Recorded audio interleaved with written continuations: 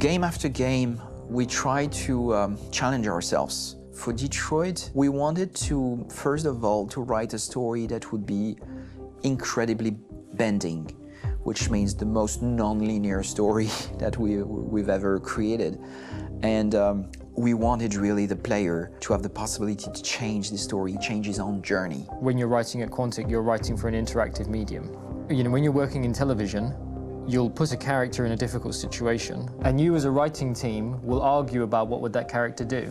But ultimately, you have to decide what happens, and you just show the audience. What's interesting about interactive drama is you bring the player into that conversation, and it changes your job slightly as a writer, because your job is to provide a narrative context in which the player can write his own story.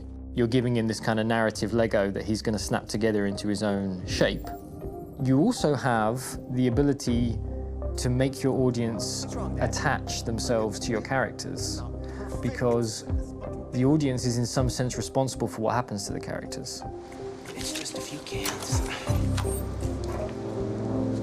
Come on, let's go. We have some cash now. You used me to steal that money. How could you do that? I trusted you. What is a bit specific about these scripts is how large they are. If you take a film script, there are about 100 pages.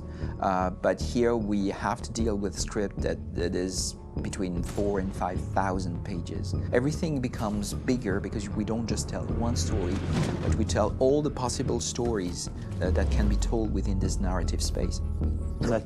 On Act 3, our final act, we have around 1,000 different scenarios. And every one of those scenarios has to be as interesting, as passionate, as strong, and as emotional for the player.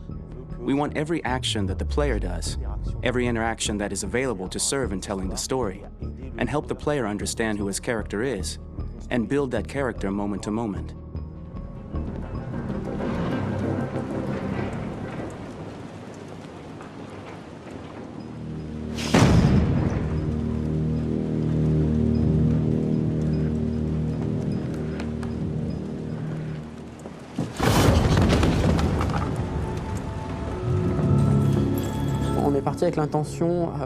We started with the intention pretty early on that we would never lie to the player.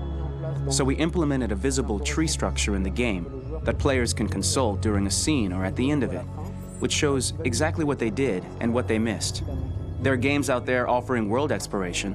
We offer narrative exploration. You know, keeping control of such a wide and large story is a huge challenge. So, same thing when you shoot with actors, because you will need to shoot many different versions of each dialogue, of each scene. For actors, it's a huge, huge challenge. Because of the style of the game, you have so many different ways that the character can go.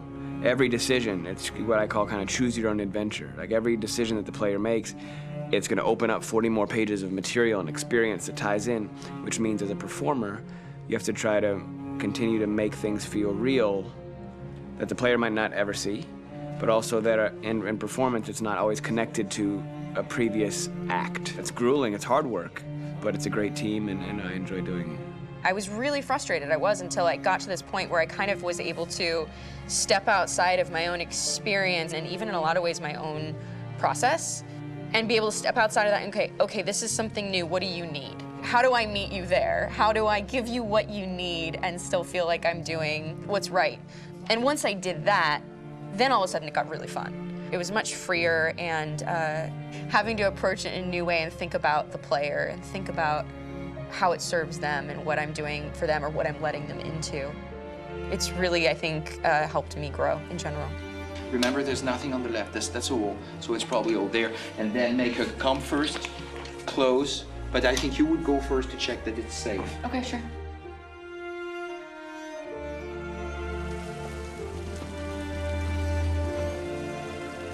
The most enjoyable thing about working in performance capture on this kind of project is that if I shot a film, I would get to do one of these endings. I get to do so many different things as Connor. Your head goes all over the place because you're trying to keep track of basically 4 different storylines for each different response. What's the name of my dog? Buddy? Scout. I think it's Jack. I can't remember. So I worked with physicality a lot because it was a good way to anchor myself in these different rings of the tree as the story grows out.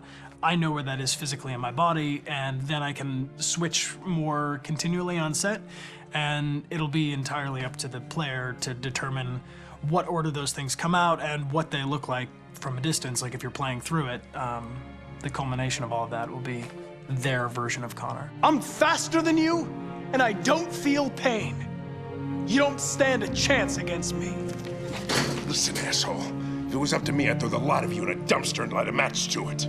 Tourner les scènes d'action à... Shooting action scenes at Quantic Dream is a real challenge, because these are scenes where the storytelling has to continue. It's not an action scene just to have a dose of adrenaline. The stunts have huge consequences on the rest of the story. It's really a moment where we implicate the player and tell him that the choices he makes during an action scene will have a direct impact on the evolution of his story. Mon plus grand défi sur Détroit aurait... My biggest challenge on Detroit has been managing the large number of animations that we received from motion capture. Detroit features more than 37,000 animations, which is a huge amount to handle on a daily basis. Donc il faut prendre conscience que... You have to realize that the player, in his first playthrough, will miss certain scenes. This also means that we had to think of, conceive, and produce all the potential story paths. The characters' costumes, the places, day or night, the weather. Did the character get shot in the shoulder? Did he get injured? All this consistency forced us to produce a lot of graphic assets in order to, quite simply, allow the player to have true continuity throughout the story.